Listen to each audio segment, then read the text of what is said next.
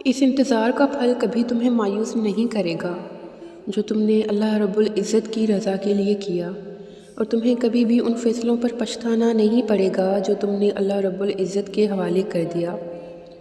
تمہاری آہیں، تمہاری سسکیاں کبھی خالی نہیں جائیں گی۔ حالات مشکل ہیں مگر اللہ رب العزت کی مدد ہمیشہ تمہارے ساتھ ہے۔ یقیناً میرا رب قریب ہے اور دعا قبول کرنے والا ہے۔ اللہ فرماتا ہے کہ جب کوئی تڑپ کر مجھ سے دعا مانگتا ہے تو میں اس کی دعا قبول کرتا ہوں۔ اگر ابھی آپ ایسے مشکل حالات میں ہیں جہاں سے نکلنا آپ کو ناممکن لگتا ہے، آپ کو لگتا ہے کہ آپ کی ساری دعائیں رائے گاں جا رہی ہیں اور یہ صبر کا سفر کبھی ختم نہیں ہوگا اور آپ کو آپ کے صبر کا صلہ بھی نہیں ملے گا، یہ سراسر شیطانی وسوسے ہوتے ہیں۔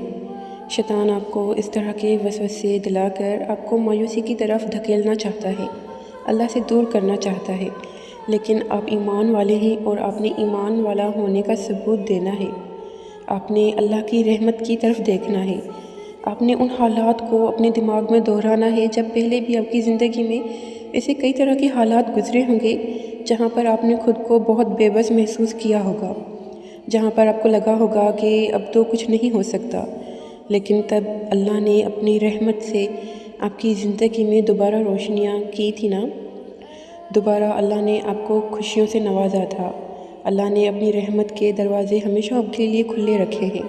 یہ بس جو وقت گزرتا ہے یہ صبر کا وقت ہوتا ہے۔ اس صبر کے وقت میں آپ نے مایوس نہیں ہونا۔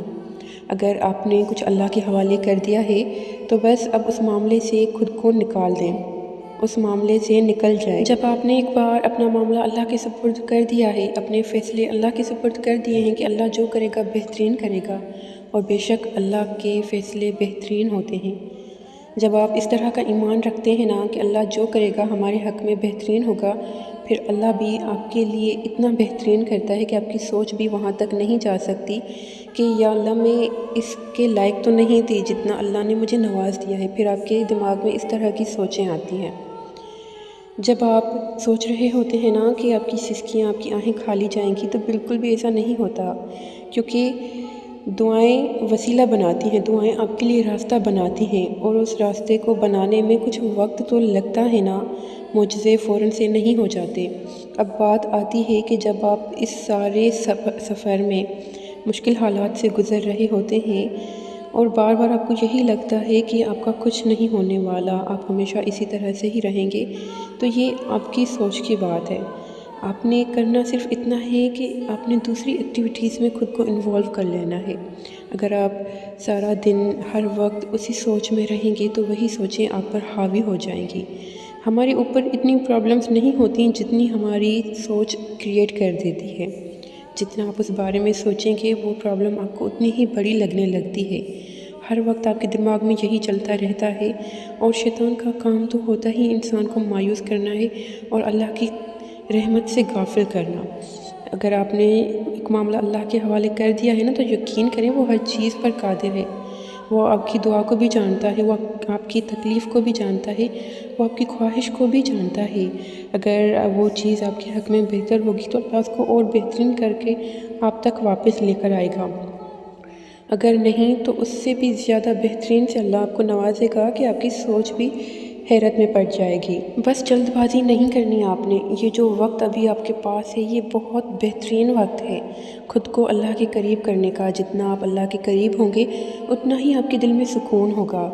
خود بخود آپ کے دل میں اس طرح کی راحتیں پیدا کر دی جائیں گی کہ آپ کے سارے معاملات اب سلجھنے والے ہیں، کیونکہ اب آپ نے اس عظیم رب کے حوالے کر دیا ہے جو ہر چیز پر قادر ہے، جو آپ کی آنکھوں کی پلک جھپکنے سے پہلے ہی حالات کو بدل سکتا ہے۔ بس اس وقت میں شکوے شکایتیں کر کے اللہ کو ناراض نہیں کرنا، یہ وقت شکر کا ہے۔